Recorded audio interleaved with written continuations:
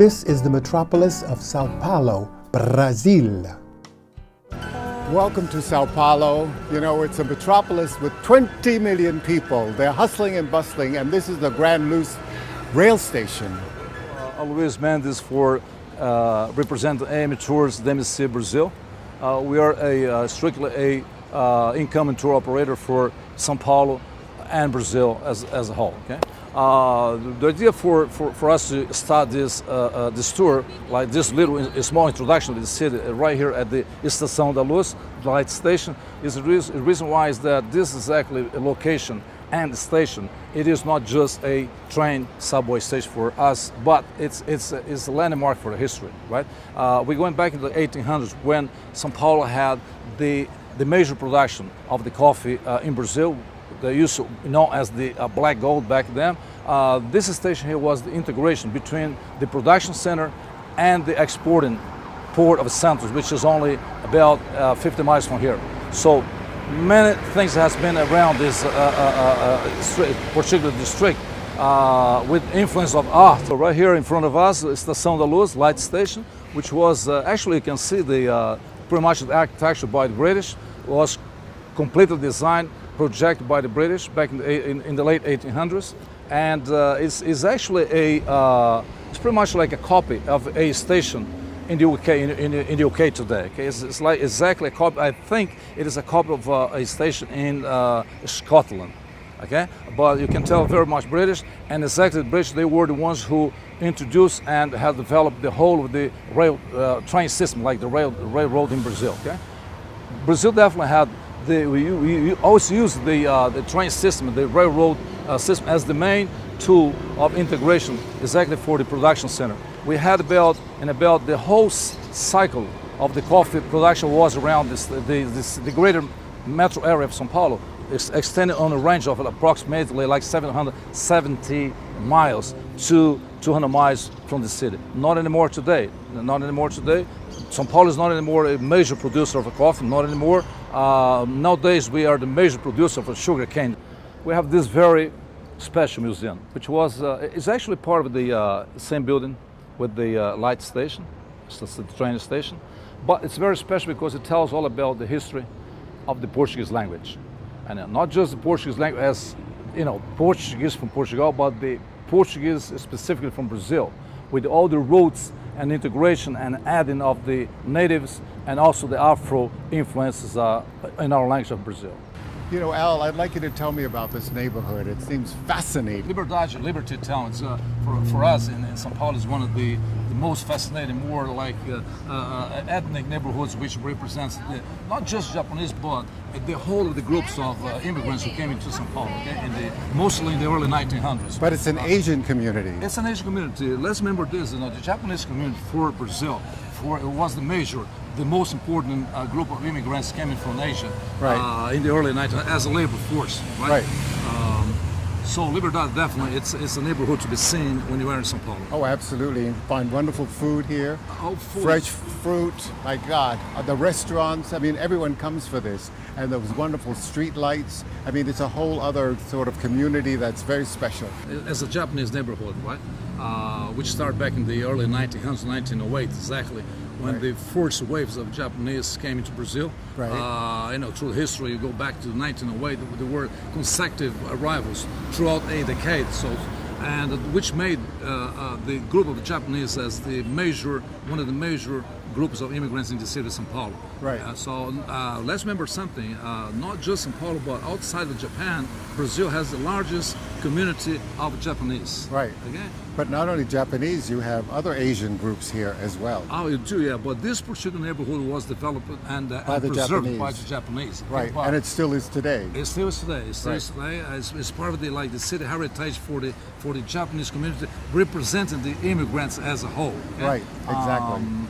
But we do have, yes, different communities in Sao Paulo, like for the Italians, for the Arabs, Lebanese, so many different groups of immigrants who came to the city.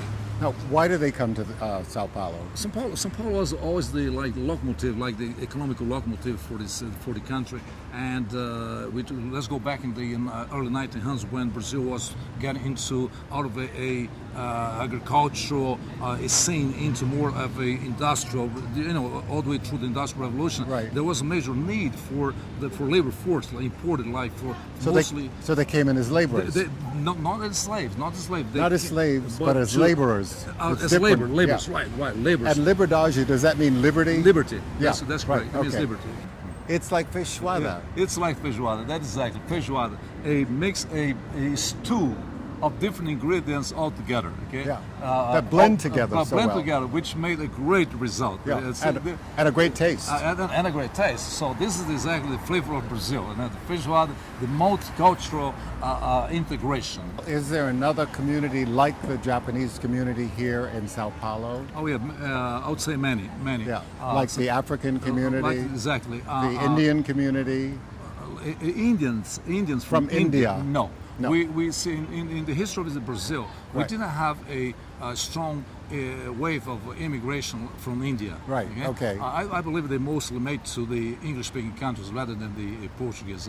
That's my belief. By the way, the major groups of immigrants into Sao Paulo, into Right. Brazil, but let's use Sao Paulo as a sample. Arabs, okay, Right. Lebanese, Syrian Lebanese, Right. made a huge community here of Arabs. Italians, let's not forget about Italians, who made practically the whole introduction of many industrial factors and labor into this city. And the Jewish community as and well. the Jewish community. Let's not forget about the Jewish, which is, I believe, the second largest community in South America after Right. Buenos Aires. Okay, Right. it is in Sao Paulo, but definitely the most prominent Jewish community it is here in this city. Al, talk about Liberty Square. Was it just for the Asian community? Well, it's Liberdade, Liberty, square. It's right here in the center of the Japanese community, but it's not just for the the Japanese, right? It's really a neighborhood where, for example, this square on Sunday you have a great selection of stools with food and arts and crafts, etc. And tents. And lots of tents. All of this square. But it means actually this represents liberdade, liberty, peace. Okay, but it was not like that always through the history. Right. If you go back during the colonial days, Right. Liberdade Square was actually the execution square. So So it was a nothing Pelourinho. The Pelourinho was nothing to do with the liberty, right? But with the Pelourinho, with the The slavery and with the execution. slavery, execution. But when did they decide to get rid of that? The Uh, square, but- in other words, the Pelourinho, the pole where they used to meet everyone. We got to go back to the 1700s. Okay, talking about the colonial days. Brazil, after became independent, right, from Portugal, they completely abolished all of that, kind of punishment, okay, around Right. the cities in Brazil. Right. But nowadays, definitely a place to be seen in the city. Chasing Wild Ass. Oh, it's not what you're thinking. It's a narrative of my travel around the world. I have interspersed photos and aromatic recipes, which allows you to dream, discover, and rediscover these great destinations around the world. The title of the book came about while we were chasing jackasses in Kutch Wild Ass Sanctuary in Gujarat, India. And I thought that was a great title for the book. This is food for the soul. Not only does it allow you to dream, it's adventure, it's history, it's culinary, it's culture, with a sense of humor to spice it up. Chasing Wild Ass is a celebration of life. You have to live each day as if it's your last. Remember, my world is your world, so get up, get out, and travel! You know, Al, this is such an exciting square. I mean, we've got this grand cathedral behind us. Tell me about the history of the cathedral. Yeah, well, the city, the history of this Praça da Sé, the Sé Cathedral, goes back in back in the 50s, when they started the construction. It is the newest. You mean the 15th century? No, not The 50s? We're talking about the church, the 50s year. Let's go back to 1954. So exactly right. Yeah, that's a surprise. That's a big surprise, right? Yeah. But the Catedral da Sé, the Sé Cathedral, is one of the largest neo-Gothic cathedral in the world. Right? Because it looks much older. It looks much older, but let's go back now with the history of the city, which you think should not be that old. if I tell you that this city, Sao Paulo, is a city from 1554. So talking about the mid 16th century, there's a lot of history, a lot of elements, historic elements to be seen. Right. Okay, it's not just a city where many people think of as strictly a business center, like economical center, banking center. It's a cultural city. It's a cultural city with so much elements, like exactly what we have right here. For, right. One of these major cathedral, right. Neo-Gothic cathedral in the world. So, John, that's exactly what Neo-Gothic means, right? So think about a monument like this. When you first look at it, you think it's something like, 300 years old, but it's not. It's Neo-Gothic, right? It's something great in the past century. And recently, we're talking about a monument with over 1954. We hear, so it's over a little bit of 6 years, 60 right? years, yeah. So it's, right. Look at it. But it looks old. But it looks old. It's Neo-Gothic. So well, let's go and explore.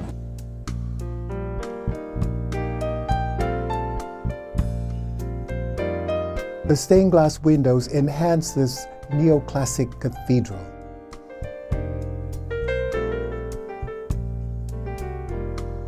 The columns of St. Paulista, they reach for the sky. The stained glass windows are like old lace curtains blowing in the wind.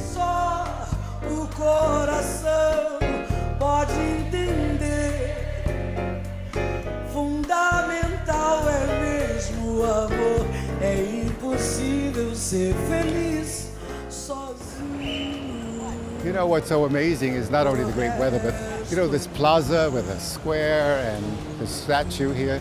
St. Paulista faces the plaza that's lined with royal palms. The plaza is surrounded by historic buildings. Welcome to Sao Paulo. I'm Jon Haggins, a GlobeTrotter. I'm here in this financial center, and what they've done is they've converted some of the buildings into a cultural center. This is really incredible. I love the old city. Al, talk about the cultural center. They've converted these old buildings in this area. Mm-hmm. Talk about this area. Yeah, the downtown, the old city, downtown, the heart of the old city in the, Sao Paulo. Thanks God. The municipality is doing a great job in terms of bringing in alive, all of these, old buildings like this were, in the past, they were like banks. For example, this was Banco do Brasil and turned into cultural centers where you can illustrate as one of the best samples of the so many cultural centers that we have in this city. Right. Like, for example, this one, it's all involved with the musical, arts, paintings of very famous guys, by the way. So it's really... It reflects the culture of the city. Of the city, exactly right. Yeah. So it's something definitely to spend a good time in the old city, all right? In the heart of the old city, get involved with the arts, museums, and cultural centers like this. Let's go inside and see these wonders of the city. Oh, definitely. Let's go inside. We have like 3-4 floors with all involved with arts. Pobre samba meu, foi se misturando, se modernizando e se perdeu. E o rebolado, cadê não tem mais? Cadê o tal gingado que mexe com a gente? The Cultural Museum has a large sculpture in front, and there are tire sculptures that stream down its facade. Quase que morreu, e acaba morrendo, está quase morrendo, não percebeu que o samba balança do lado. This was the first skyscraper in Sao Paulo. O samba meio morto ficou meio torto, influência do jazz. No afro-cubano vai complicando, vai. The Martinelli building began construction in 1927, and it was inaugurated in 1929 with only 12 floors, and then it was completed in 1934 with 20 floors. Here we are again at the exactly the Paulista Avenue, which is the avenue in town, right? Like pretty much like the main avenue still today in Sao Paulo. And right here underneath this, beautiful building, which is one of the best expression of the modernism architecture in the country. Okay, with if you guys look at all this free span, it comes out like to 80-something meters. So it's something that is a objective study for many architects, okay, in Brazil. As you know, the modernism school of architecture is quite important, has been very heavily developed in Brazil, starting by Niemeyer, right? Going through many architects like Lina Bobardi, for example, the one who designed this beautiful building here, where is now the MASP Museum, one of the leading expressions for the contemporary art in this country. Is definitely one of the best collections. A place to be visited, a place you should not miss when you are in Sao Paulo. Okay, so MASP Museum, Paulista Avenue, the whole of this neighborhood is filled with... The Modern Art Museum includes works of Brazilian contemporary art and culture. The traffic never sleeps in this bustling city of 20 million people.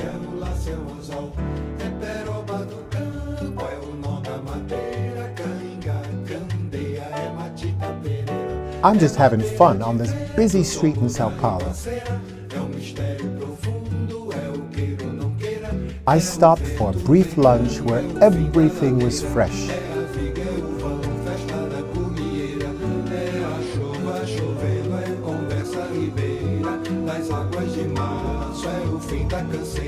I love the way the Baiana women dress. Brazil offers service with a smile.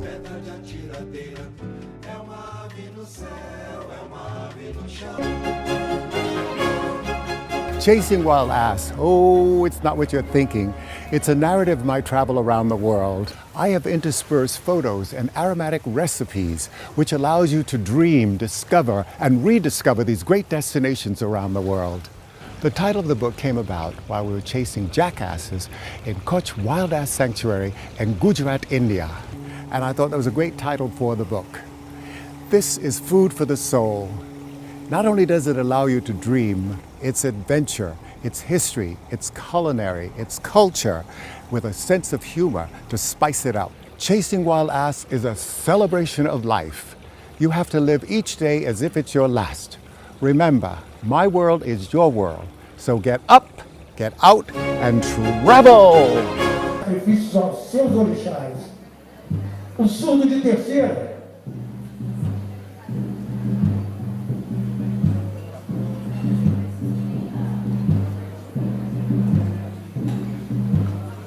Chama batida, ritmo.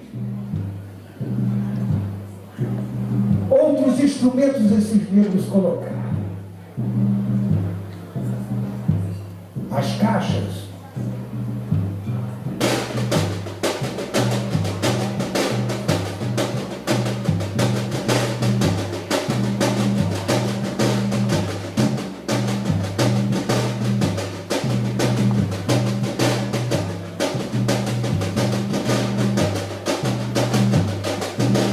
E esse ritmo africano começava a tomar um vulto, uma musicalidade.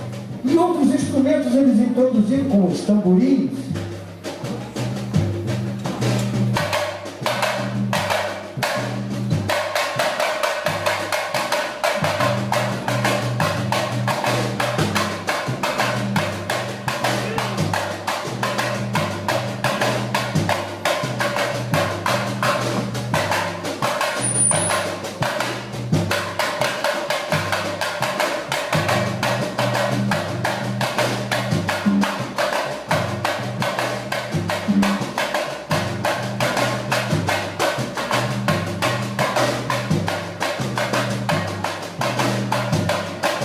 E esses negros louvavam seu orixá, guerreiro do ferro e do aço, Ogum, aqui representado no chucata.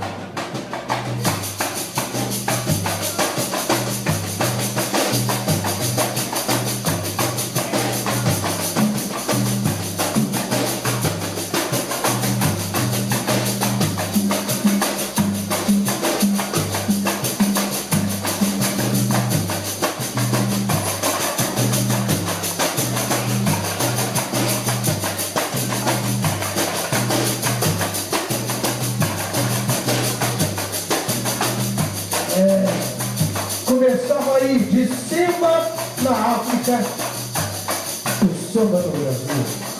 E esses negros, já com os livros afrodescendentes, introduziram um instrumento peculiar, que dá um repique, a sonoridade, o solo. Aqui, o repique.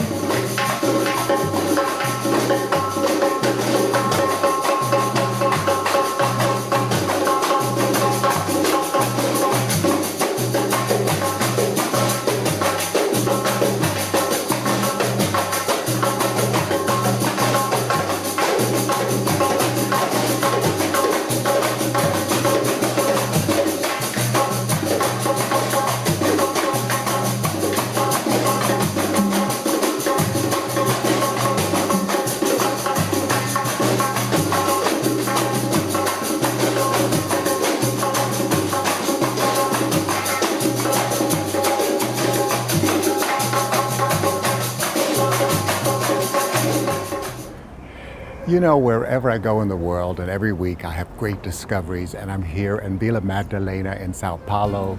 This is an artistic community, as you can see. It's called a hippie, and I'm exploring all of these wonderful murals on the wall.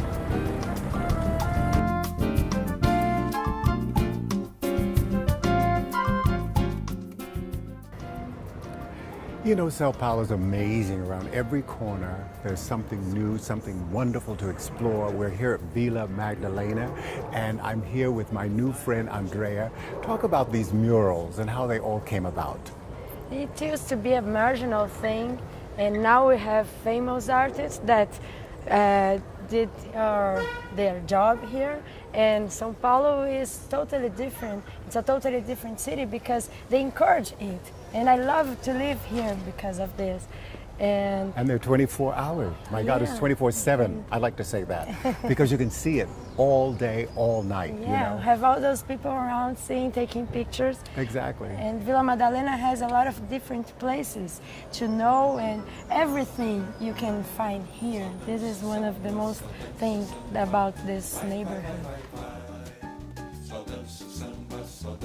Madalena is a magical destination in Sao Paulo, and it's also an artistic district where everybody comes to view the beautiful murals and dine on fine cuisine.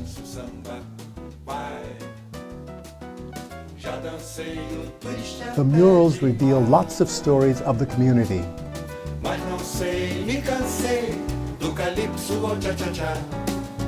Só danço samba, só danço samba. Vai, vai, vai, vai, vai.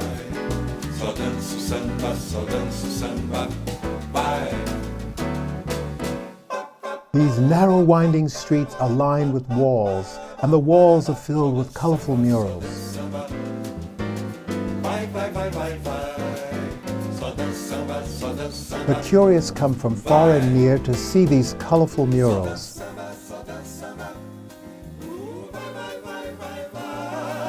Só danço samba, só danço samba. Vai. Já dancei o twist até demais. Mas não sei, me cansei do calypso ao tcha-tcha-tcha. You know what's so wonderful about GlobeTrotter? I get to travel around the world and experience all these incredible destinations. I'm here at Vila Madalena, and it's in Sao Paulo, Brazil. I'd love to say Brazil. It's an artistic community with these beautiful murals. Remember one thing, my world is your world. So get up, get out, and travel.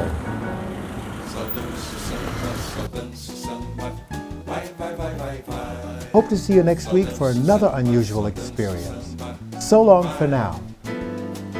Só danço samba, só danço samba. Vai, vai, vai, vai, vai. Só danço samba, só danço samba. Vai. Já dancei o twist até demais. Mas não sei, me cansei do calypso ao tcha-tcha-tcha. Só danço samba, só danço samba. Vai, vai, vai, vai, vai. Só danço samba, só danço samba. You know, no matter where I go in the world, there's always a new discovery. I'm here in Sao Paulo, and I'm in Vila Madalena. The wrong place. Madalena. Madalena.